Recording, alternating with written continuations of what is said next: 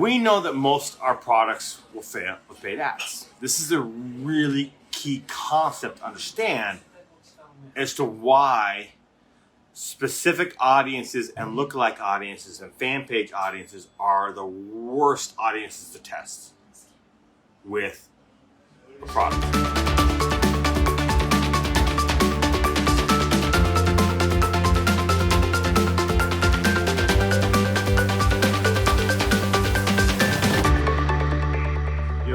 Yo, Chris Blair here. I'm back at the same pub I've been going to a lot lately. Alright, so people are walking in here, so I'm glad I'm doing this video now, or else later on I would not have time to do this video. A little bit of background noise today, more than usual, but that's all good. I'm doing this because I just got off a call with a coaching student, and it reminded me of a mistake that I often don't think about, right? I'm aware of this mistake, but I'm not like paying close attention to it on a daily basis because I'm so used to the right way that I don't even think about the fact that some people do this wrong. And I work with a lot of newbies, so a lot of people set up my coaching are total newbies, right? And so I just instruct them as the right way to go, and they follow it, and then we have success, right? So I should more and more like people who've been around this business should sign up for my coaching, but they don't for whatever reason, right? It's always newbies to sign up. Occasionally I get someone who's been around for a year or two. It's funny because a lot of people who've been around for a year or two don't have success, and they don't have the success they want, but for some reason they feel that they don't need coaching, which is absolutely wrong. But anyway. This person's been doing this business for 4 years. 4 years in Ecom.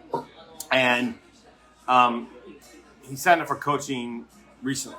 And we've been going through his older products. These products that would sell for a month or two and then die. For a month or two and then die. Okay? Sometimes 2 weeks, sometimes 3 weeks, sometimes a month, die. Okay? And I was looking at what he was doing. And I said, let's jump back. Let's take a look at your test targets. He goes, you mean my original ads on these? I said, yeah, let's take a look at them. Let's take a look at the initial targets you used for your testing. And it was exactly what I suspected. It was spot on to what I expected. He was using lookalike audiences or very, very narrow targets to test. And the result of that was that he had most of his products over the last 4 years would last a month or two and then die. It's because he was testing with the wrong targets. I know that sounds counterintuitive, right? Shouldn't I go for precise audiences? Shouldn't I try to narrow down the most profitable audiences for testing? And that's absolutely fucking the wrong way to do this, okay? To get you to understand why that's wrong, I gotta take a look at the big picture of the way paid advertising works and the way Ecom makes sales. Because I know people who sell on Google. Some of my good friends sell on Google. I'm not a big Google guy myself, but I have some good friends who are big sales on Google. I've had success on YouTube. I've had success on Facebook. I've had Reddit, some other ad platforms, Pinterest, so on for Instagram. And here's the reality: it doesn't matter what your paid advertising platform is. People who are served an ad from paid ads, they behave differently than people who are shopping on a platform like Etsy or Amazon. They don't shop around. It's an impulse purchase. They see an ad, they like it or don't like it, they go and buy. Occasionally they will walk away, but they'll get a retargeting ad and they'll buy again, or they'll get an email and they'll buy. Okay. The point is, they were motivated by the image that they saw, right? Or the ad image, or whatever creative you had, right? This video is not about creative, but the point is, it's an impulse purchase, and an astonishing number of products fail with paid ads.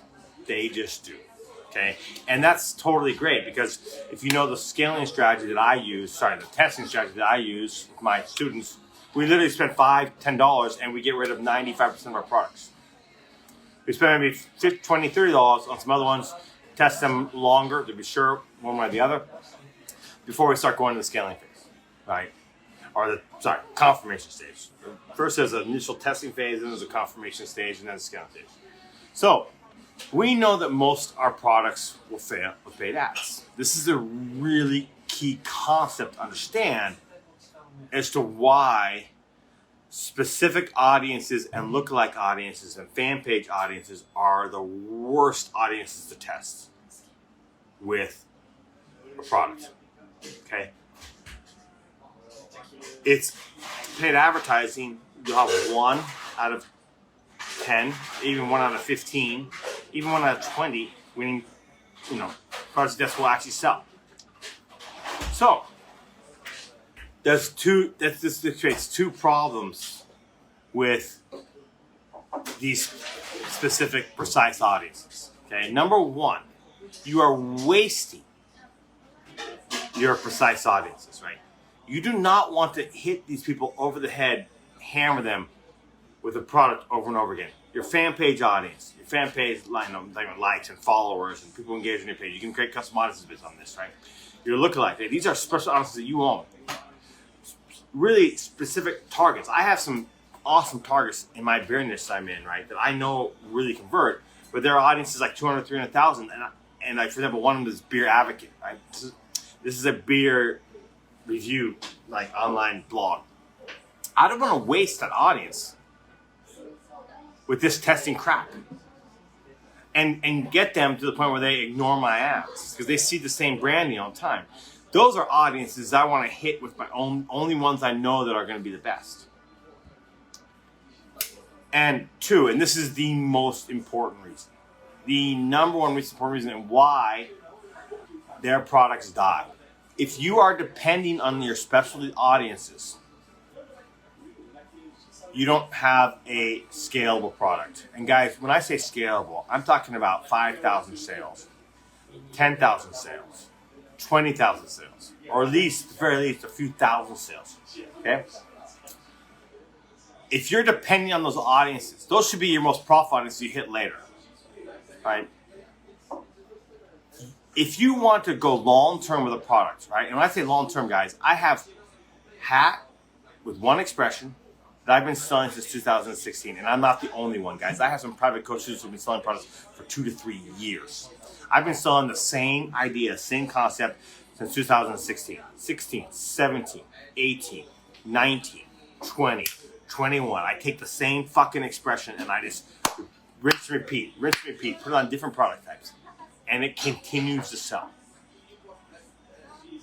And I tested that idea and concept on the most obvious targets ever. I'm in the beer niche. I target beer, 52 million United States.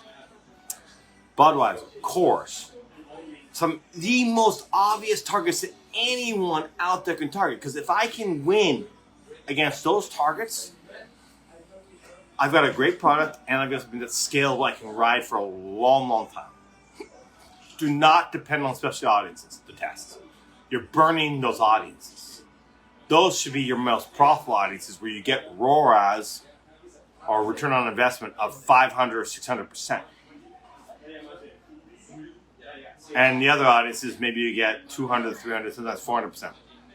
With special audiences, actually, I've seen with special audiences, lookalikes and like fan pages, return on investment of 800, 900%. It's totally doable with paid ads if you got the right product. Okay, so stop testing with specialty audiences. Focus on the broad audiences for testing because you want to find an audience that will compete against every single other product out there and still sell. All right, this is Chris coming to you from Kyoto. I love making these videos. I hope you get a lot of value out of this. If you're interested in my course and mastermind, go to ecomvantage.com, ecomvantage, VANTAGE.com. It's $100 a month or $1,000 a year. If it's my private coaching, private mentoring, I take one student now. You know what, guys? I'm sorry. I'm just, you know what? Call me an arrogant bastard. I don't give a shit. I've been doing this since 2012. You guys can scroll down my timeline. You're going to see tons and tons of successful student testimonials. If you're not taking my private coaching, it is costing you big time. In mistakes, It's costing you big time in lost opportunity and revenue you could be making. It's just so many things. So my coaching is so much cheaper than what you'd pay in losses. All right? This was Chris, and we'll see you in the next video. Cheers.